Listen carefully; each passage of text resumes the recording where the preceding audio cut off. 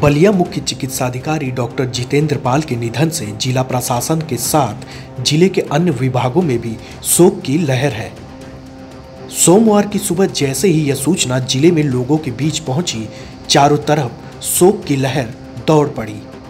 जिला अस्पताल परिसर में शोक सभा का आयोजन हुआ, जिसमें राज्य मंत्री आनंद स्वरूप शुक्ल, जिलाधिकारी श्री हरि प्रताप शाही, मुख्य विकास अधिकारी विपिन कुमार जैन समेत अन्य आला अफसर मौजूद थे।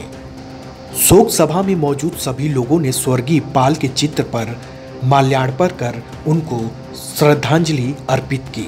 इस दौरान राज्य मंत्री श्री शुक्ल ने कहा कि अत्यंत दुखद घटना है। डॉक्टर पाल जनता के प्रति संवेदनशील अधिकारियों में थे। कोरोना के कठिन काल में उनके योगदान को भुलाया नहीं जा सकता।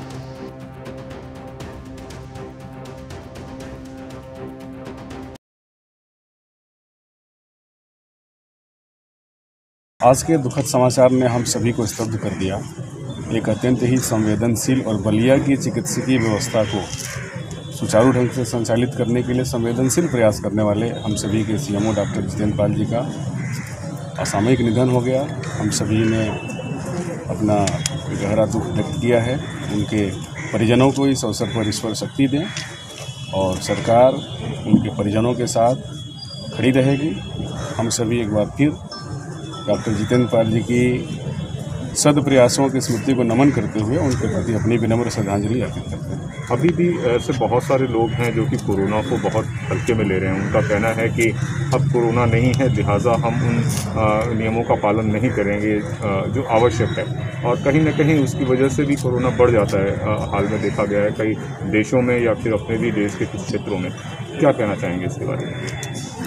हम सभी लगातार अनुरोध करते हैं सरकार के स्तर से भी, व्यक्तिगत स्तर से भी। कोरोना पूरी दुनिया में 18 लाख से अधिक लोगों ने कोरोना के कारण अपनी जान गंवाई हैं। भारत में भी 1.5 लाख से अधिक लोगों की जानें गई हैं। अभी भी हमें सजग रहने की आवश्यकता है। यह बार बार अनुरोध किया जा रहा है। कोविड-19 समाप्त नहीं हुआ है। जो इसके प्रोटोकॉल्स हमारे स्वास्थ्य विशेषज्ञ हमसे अनुरोध कर रहे हैं, निश्चित रूप से हम सभी को उसका पालन करना चाहिए।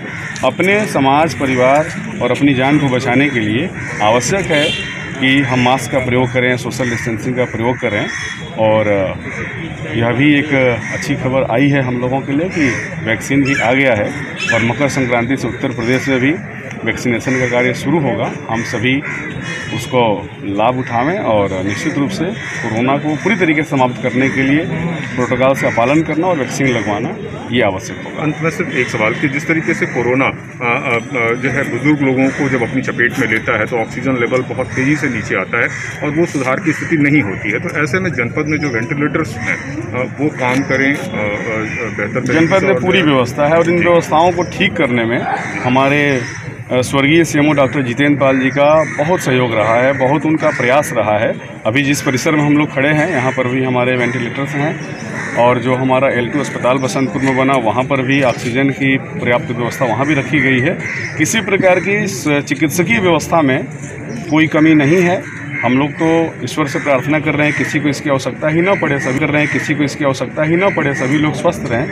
फिर भी अगर किसी को कोई असमय आवश्यकता पड़ती है तो उसके लिए यहाँ के स्वास्थ्य विभाग ने हमारे स्वर्गीय सीएमओ के प्रयासों से पूरी व्यवस्थाओं को। सिद्धार्थनगर जिले में कोरोना के वैक्सीन लगाने को लेकर तैयारियां जोरों पर हैं। इस काम के लिए कुल 36 टीमें लगाई गई हैं और प्रत्येक में 6 सदस्य होंगे। सभी CHC और PHC पर भंडारण कर वहां CCTV का भी इंतजाम है। 2 डोज लगने और इसमें 28 दिन का अंतर होगा।